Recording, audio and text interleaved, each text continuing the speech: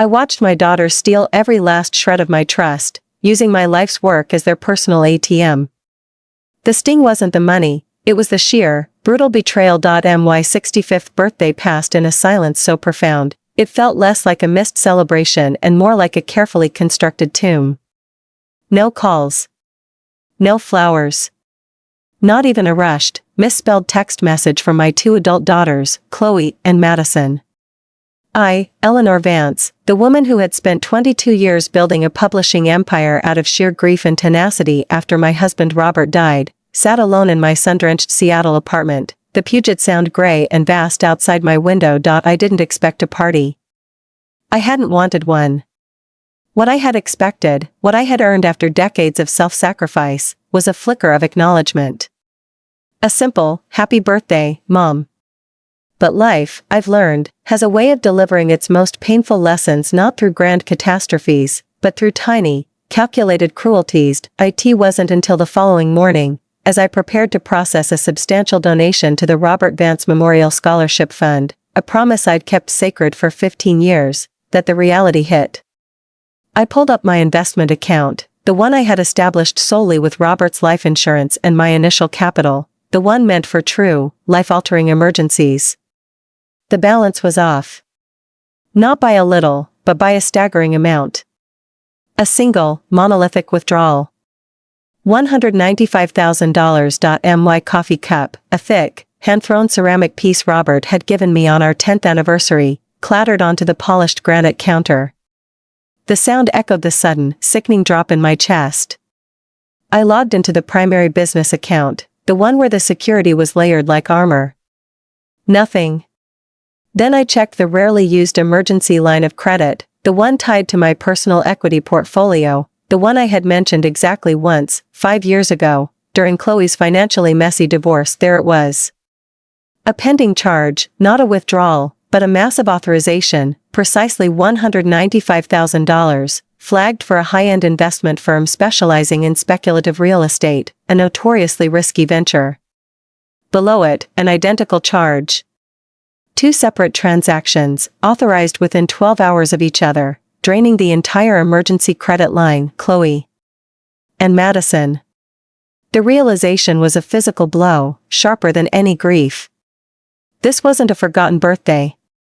This was premeditated, surgical theft. My daughters had always viewed me as a resource, never a person. For the past 15 years, ever since Robert's death left me with the keys to a surprisingly valuable financial infrastructure, it had been a constant parade of "Mom, can I borrow?" and "Mom, just a little help with." Chloe, the older one, perpetually chasing the next big, glamorous thing, always needed capital for her boutique ventures that inevitably collapsed.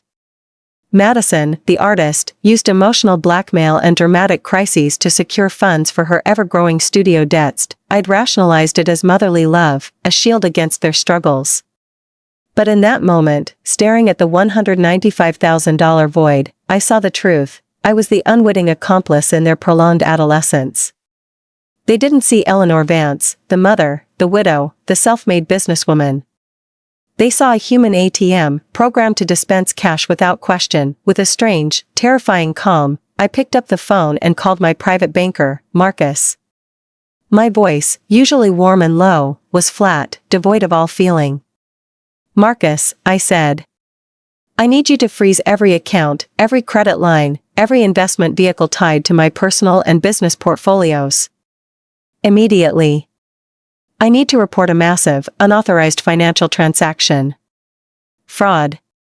"Mrs. Vance, are you certain?" Marcus sounded shocked. He knew my daughters. He had processed many of their smaller, authorized requests over the years. "I am certain," I replied, the word solid as granite. "The card was stolen from a secure location in my home. The individuals who took it are family. But I did not authorize those transactions. And I will not be paying for them." As Marcus began the arduous process of financial lockdown, I opened my phone and did what any modern mother does when dealing with adult children. I checked social media.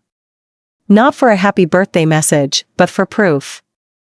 And there it was, on Chloe's private finance blog. A triumphant, if slightly vague, post about a massive, life-changing investment and securing generational wealth. A comment from Madison read, "Sisters are doing it for themselves. Cheers to being risk-takers." The fury that coiled in my stomach was cold, not hot. It was the calculated anger of a woman who has been pushed past her breaking point and has finally decided to push back. I was 65 years old. I had earned the right to peace, the right to boundaries. They wanted to be risk-takers? Fine. They were about to learn that actions have consequences. And the woman they thought they knew, the soft, pliable ATM, was dead. Eleanor Vance, the strategist, was rising from the ashes of her own betrayal. I finished the call with Marcus. My next call was not to the police, but to my legal counsel, Mr. George Ashton. This was not a quick fix. This was a structural failure, and it required a strategic demolition. "George," I stated, pulling myself together, "we need to talk about my entire estate. And my will. Effective immediately, I want the structure of the Eleanor Vance Trust dissolved. The beneficiaries have demonstrated an inability to manage financial responsibility, and worse, an egregious lack of integrity. They're cut off. 100%. And George.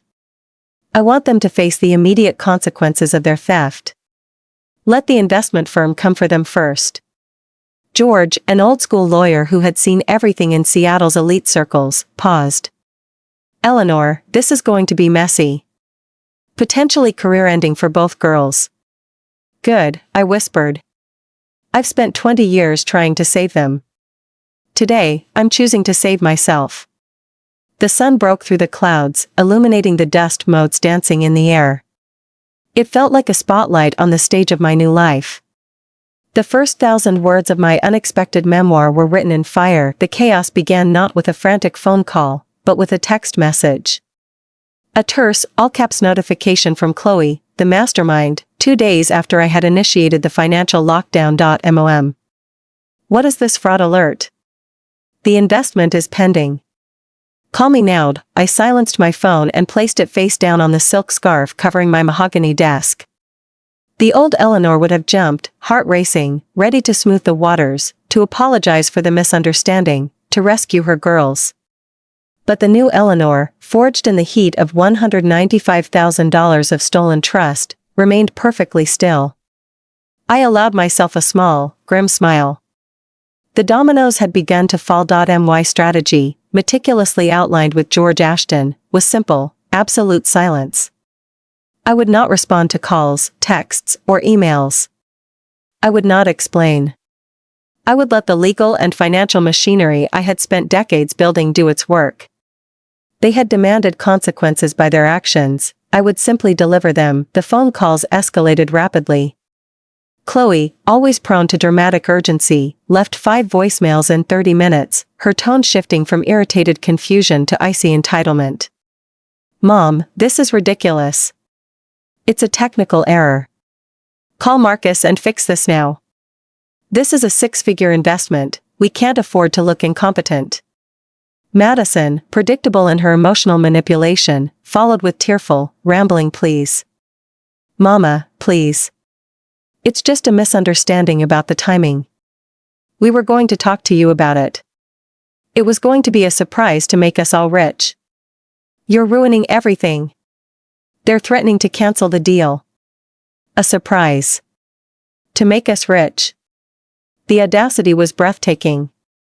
They had used my emergency fund for a highly speculative real estate syndicate that required a massive capital injection immediately, hoping I wouldn't notice until the profit was realized. They hadn't wanted a conversation, they had wanted a handout disguised as a spectacular family venture. The tension peaked on the 3rd day when I received a professionally worded email from the managing partner of the investment firm, Mr. Arthur Sterling. He explained that due to the unexpected unwinding of the authorized capital deposit, the Vance sisters' investment, which represented a substantial portion of the required $500,000 initial commitment, was now in jeopardy. Furthermore, the firm was considering taking legal action to recover the money due to the abrupt reversal of the capital transfer, effectively labeling my daughters as financial liabilities. I forwarded the email to George with a single instruction: do nothing. I spent that day in my garden, pruning the ancient climbing roses that Robert had planted. The satisfaction of cutting away the dead, unproductive wood was immense. It was a metaphor I couldn't ignore.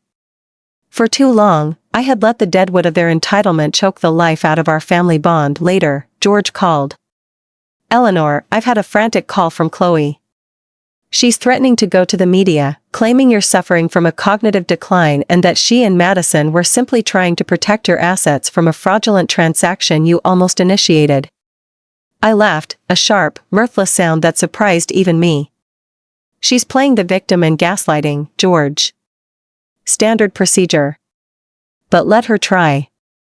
I have 20 years of meticulously kept financial records, loans, gifts, repayments, or lack thereof, and detailed accounting of every time they've approached me for capital.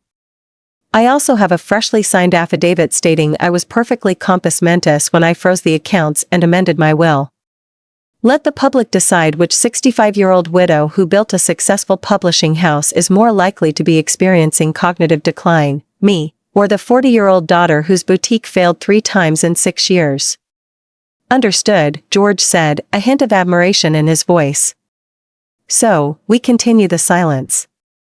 "We continue the silence," I confirmed.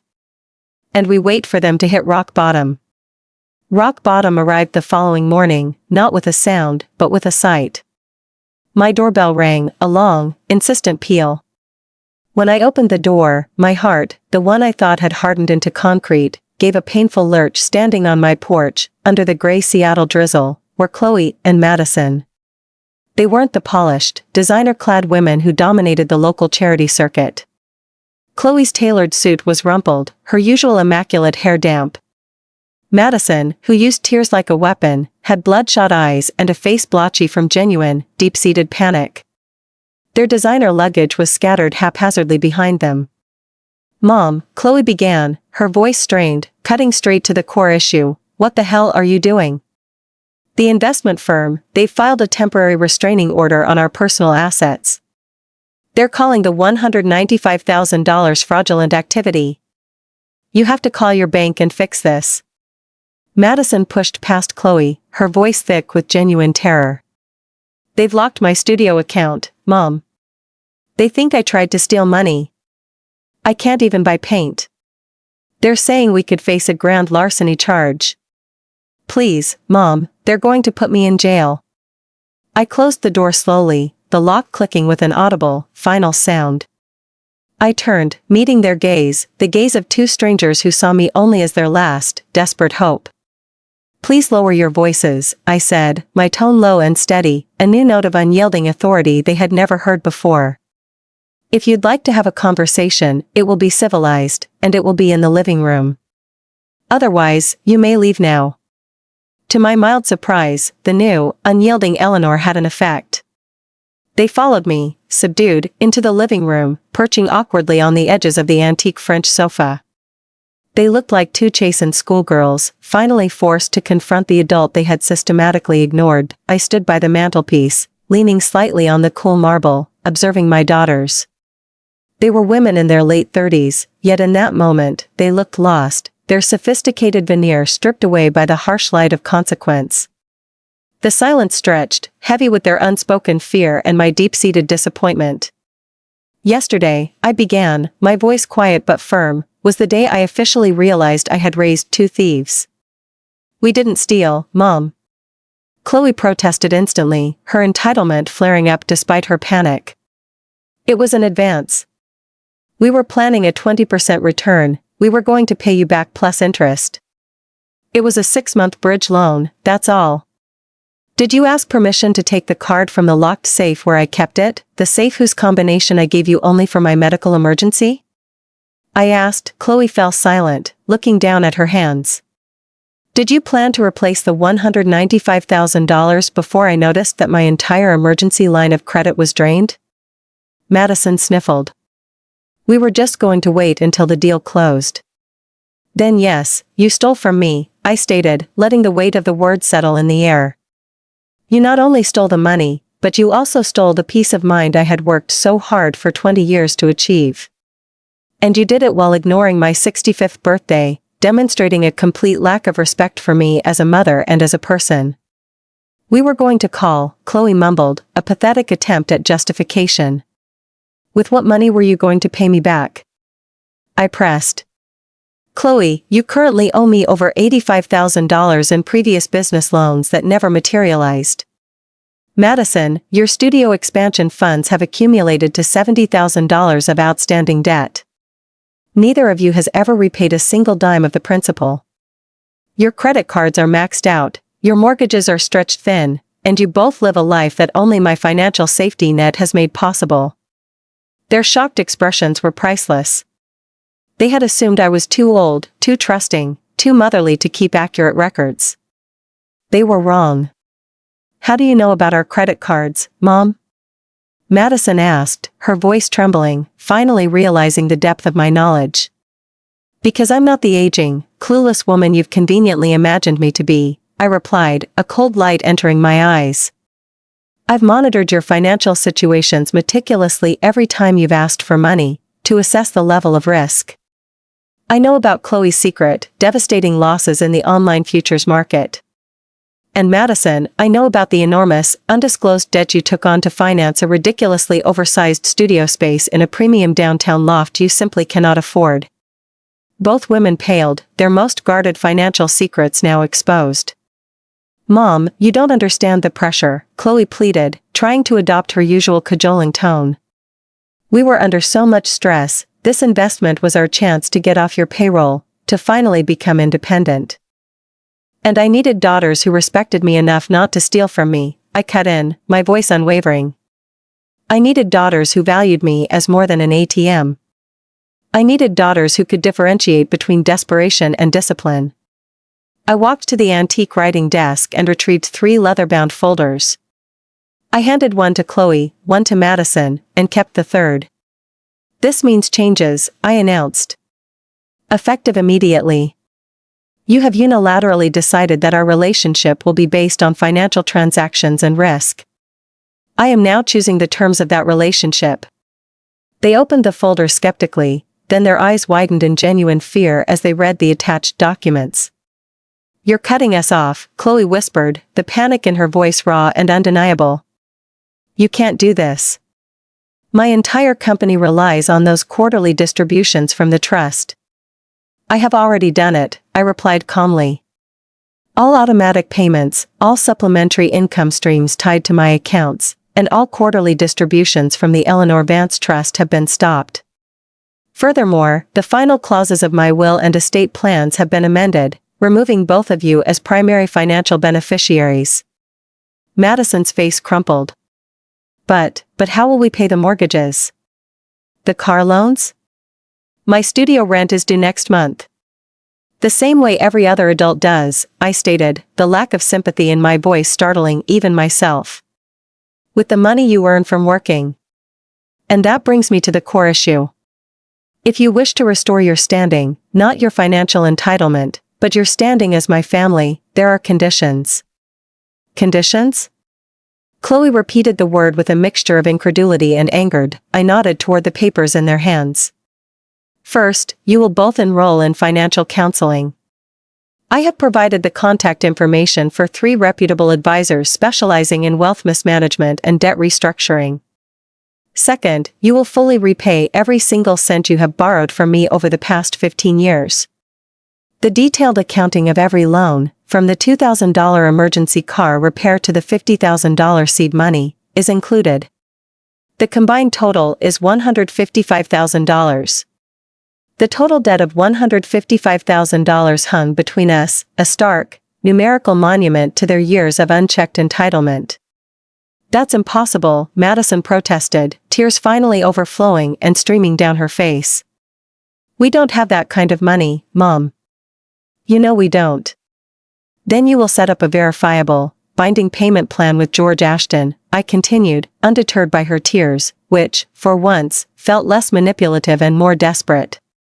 You will start with a minimum payment of $3,000 per month, each, until the principal is repaid. This demonstrates accountability, not just ability. Third, I continued, pointing to a new page in their folders, you will each commit to 100 hours of community service. Not just any service. You will volunteer at a center dedicated to supporting elderly victims of financial fraud and abuse. You will see, firsthand, the devastation caused by the very crime you committed against your own mother. Chloe finally stood up, her composure shattering. Her face was flushed with the kind of anger born of sudden, profound helplessness. This is a joke. We made one mistake. One unauthorized use of a credit line. You are punishing us like children. You know this will ruin our careers. Shall I enumerate every loan? Every manipulation? Every time you treated me like a financial resource rather than your mother? I asked, raising an eyebrow. Because those records are not only in your folder, they are also filed with George, ready for public release should you choose to question my mental fitness or character in any public forum. She sank back onto the sofa, defeated. The threat of public exposure, and the truth of my detailed records, was a weapon she hadn't anticipated. Fourth, I continued, softening my tone slightly, you will attend weekly family therapy sessions with me for a minimum of 12 months. I have already spoken with Dr. Eleanor Hughes, who specializes in adult family dynamics and enabling behaviors. This is not about the money, girls. It is about the fundamental, catastrophic breach of trust. Mom, please, Madison pleaded, her voice a thin, broken thread. Be reasonable. We can't possibly do all this. The debt, the community service, the therapy, it's too much.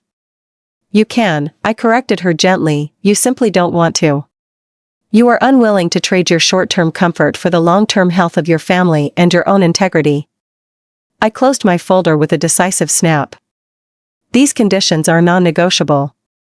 Meet them, and we can begin the arduous process of rebuilding our relationship. Refuse, and you will remain financially and legally cut off from the entire Vance estate, permanently. Chloe's expression hardened into cold resentment. And if we go to the local press? Tell them you abandoned us? Tell them you're financially abusing us by using your wealth to control our lives? I met her gaze steadily, anticipating her ultimate, manipulative play. Then I will be forced to release the complete financial records showing how you have systematically taken advantage of me for 15 years, along with the detailed reports from the investment firm regarding the fraudulent acquisition of the $195,000. I don't believe that is a court of public opinion you want to face, Chloe. You are banking on sympathy, I am banking on indisputable fact. The ensuing silence was heavy, absolute. Finally, Madison, the usually dramatic one, broke it with a raw, genuine sob. I don't understand. You've always helped us before. You've never been like this. Why? I haven't been this firm because I was afraid, I admitted softly. Afraid of losing the only connection I had left to Robert, to the family we built. And that was my mistake. One I am correcting now. I stood up, signaling the end of the conversation. You have 1 week to decide if you are willing to accept my conditions. Until then, I think it is best if we do not communicate. Chloe stared at me, the disbelief in her eyes slowly turning to outright fury. You're kicking us out?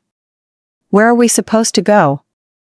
To your homes, I replied, walking to the door and opening it wide. The homes I've been indirectly helping you pay for. I will expect your decision next Friday. As they gathered their wrinkled designer luggage, Madison paused at the doorway, her tear-streaked face small and wounded. Did you ever really love us, Mom? She asked in a small voice, a question that sliced through my carefully constructed armor. I have always loved you both, I said quietly, the truth aching in my throat. Enough to finally stop enabling the behavior that was actively destroying you. That's what real love looks like sometimes. After they left, I didn't move for a long time. I sank back into Robert's old leather armchair, the one I used to read in, feeling emotionally drained yet strangely cleansed. On the side table, a framed photo of Robert smiled back at me, kind eyes, firm jaw. Was I too harsh, my love? I whispered to his image. Or not harsh enough? There was no answer, of course, but as I sat in the quiet of the house, I felt a piece of peace I hadn't experienced since he died. For the first time in 15 years, I had stood firmly in my own truth. The ball was now in their court. For 3 days, silence. No calls, no texts, no melodramatic appearances. My daughters were either strategizing their next countermove or, perhaps, genuinely processing the seismic shift in their reality. The quiet was a gift, a space for me to breathe, to remember who Eleanor Vance was beyond mom and financial safety net. I spent one entire day in my study, going through old letters and manuscripts, reconnecting with the career I had quietly excelled at. I reviewed my finances with Marcus, not for damage control, but for new, focused investment strategies. The publishing house was thriving, and I realized I had diminished my own success by allowing my daughter's entitlement to overshadow it. On day 4, my closest friend, Beatrice, a retired judge, came over. She brought a small, perfectly glazed lemon cake and a knowing look. "The Seattle Ledger ran a piece this morning," she said as I poured tea. A vague but pointed editorial about generational financial mismanagement and adult children who mistake a mother's kindness for a blank check. They didn't name names, but the context was clear. I sighed. I was afraid of that. "How are you holding up?" "Better than expected," I admitted, swirling the tea in my cup. "There's a strange relief in finally drawing the line." Beatrice nodded. "I saw Chloe yesterday morning at the local credit union. She was sitting with a loan officer, a very junior one, and she looked, dare I say, human. Less polished, more desperate." "Human is good," I mused. "Human means feeling things, confronting things." She was carrying a sheaf of papers, looked like debt restructuring documents, Beatrice added, a hint of satisfaction in her voice. Not her usual, effortless stride. Despite everything, a sharp twinge of maternal worry pierced through my calm. "They'll be all right. Both girls earn good incomes. They just spend beyond their means because I've always been there to catch them. This is them developing their own wings, Beatrice."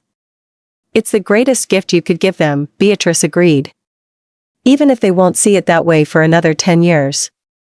After Beatrice left, I checked my email. There was a message from Dr. Hughes, the family therapist. "Mrs. Vance, I wanted to inform you that your daughter Madison called my office. She did not schedule an appointment, but she was gathering detailed information on the fees, scheduling, and my approach to adult-family conflict. A small step. Madison, the dramatic one, was at least investigating one of the conditions. Later that afternoon, a delivery truck pulled up. The driver handed me a modest arrangement of white daisies and lavender carnations. The card was small, simple, and handwritten. "I am deeply sorry, Mom. Madison." No elaborate justification. No manipulative declarations of being ruined. Just 4 words that, in their simplicity, carried more weight than any of her usual emotional torrents. I placed the flowers on my kitchen table, touching the cool, fresh petals. A fragile beginning. My phone rang as I prepared dinner. An unfamiliar number. "Mrs. Vance, this is Martin Doyle from the Seattle Post-Intelligencer. We're doing a segment on the escalating issue of financial exploitation of aging parents by adult children, and the recent investment firm scandal has brought your family to our attention. We would like to get your side of the story." My heart raced. This was the public exposure I had hoped to avoid. "Mr. Doyle, I appreciate your interest, but I have no comment. This is a private family matter.